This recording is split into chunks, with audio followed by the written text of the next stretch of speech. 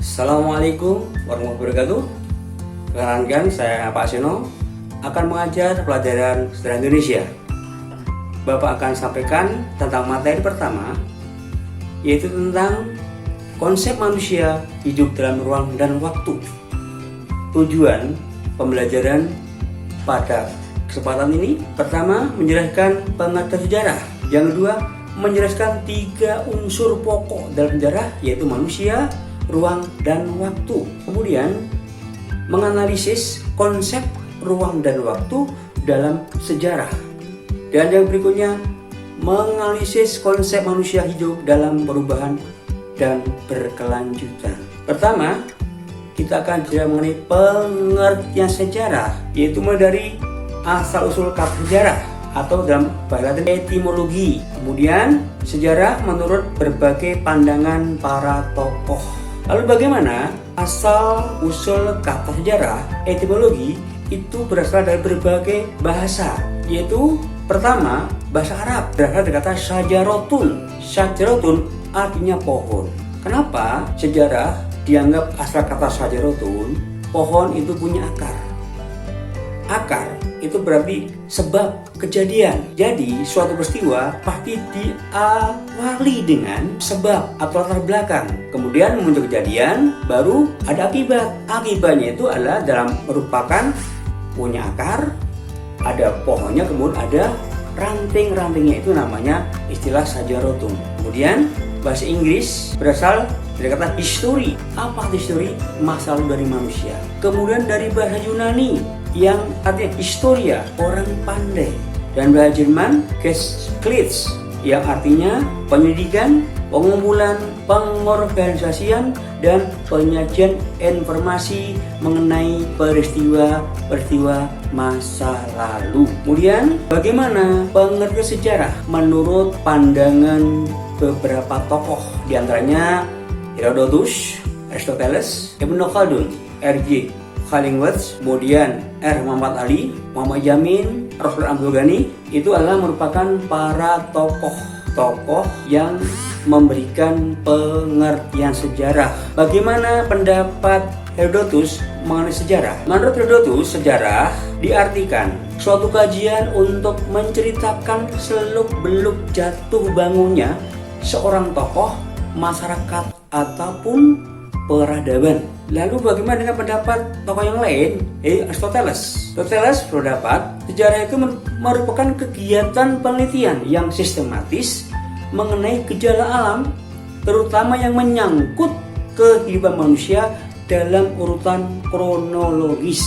Berbeda dengan Ibnu Khaldun, yaitu punya arti sejarah adalah catatan tentang manusia atau peradaban manusia serta keseluruhan proses yang terjadi yang meliputi realitas dan sebab akibatnya. Pendapat dari tokoh lain bernama Khalingworth dari Inggris, penyelidikan tentang hal-hal yang telah dilakukan manusia pada masa lampau. Kemudian pendapat dari R. Muhammad Ali, sejarah adalah keseluruhan perubahan kejadian, peristiwa, realitas atau kenyataan yang benar-benar terjadi di sekitar kita. Cerita tentang perubahan itu, kemudian ilmu yang menyelidiki semua perubahan. Itu pendapat R. Muhammad Ali. Selanjutnya, Rasul Abdul Ghani. Pendapat tokoh ini, sejarah dianggap sebagai cabang ilmu pengetahuan yang meneliti dan menyelidiki secara sistematis keseluruhan perkembangan masyarakat serta kemanusiaan di masa lampau beserta kejadian-kejadian dengan maksud menilai secara kritis, kemudian dijadikan pedoman dan menentukan keadaan sekarang serta arah masa depan. Itu pendapat Abdul Ghani. Kemudian pendapat Muhammad Yamin. Muhammad Yamin berpendapat bahwa sejarah merupakan ilmu pengetahuan yang disusun atas hasil penyelidikan dari beberapa peristiwa yang dapat dibuktikan. Itu merupakan pengertian sejarah menurut pandangan beberapa tokoh. Lalu kita mengarah kepada unsur pokok dalam sejarah. Perhatikan, unsur pokok dalam sejarah itu meliputi ruang, yang kedua adalah waktu, dan yang ketiga adalah manusia. Ruang itu artinya juga dimensi spasial. Di antaranya, ruang itu apa artinya? Tempat terjadinya sebuah peristiwa. Kemudian waktu ada dua makna. Pertama, makna denotatif. Ketiga, artinya makna asli. Yang kedua, konotatif, yang artinya waktu sebagai suatu konsep. Di keterkaitan antara waktu dan peristiwa itu meliputi 4 hal. Pertama, perkembangan. 2, kesinambungan. 3, pengulangan. Dan 4, perubahan. Sekarang bagaimana dengan perkembangan?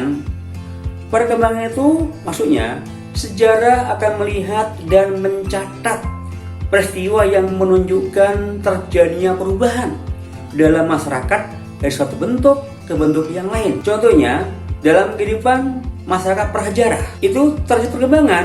Awalnya praaksara, mereka tidak mengenal tulisan, kemudian mengarah ke setengah menetap, subsidenter, baru mereka menetap, atau namanya bercocok tanam. Itu namanya ditunjukkan perkembangan.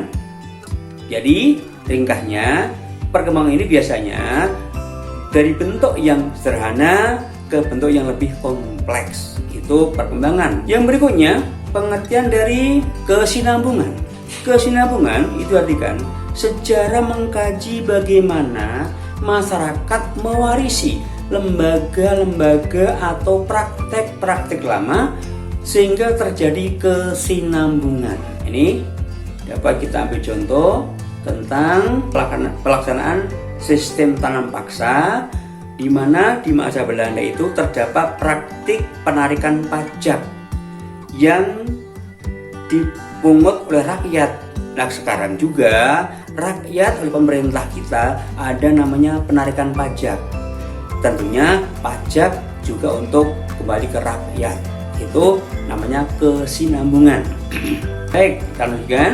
Gimana pengulangan, Pak? Pengulangan sejarah mengkaji peristiwa masa lampau yang terjadi lagi pada masa sekarang. Di sini yang berulang adalah fenomenanya, bukan peristiwanya. Misalkan apa?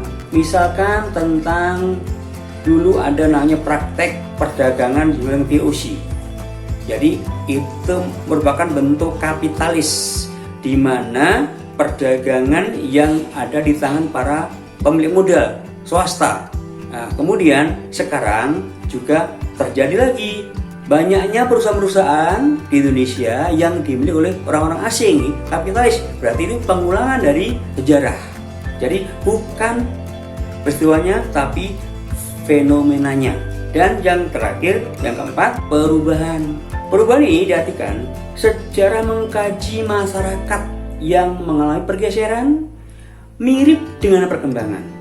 Namun di sini pergeserannya terjadi besar-besaran dalam waktu relatif singkat.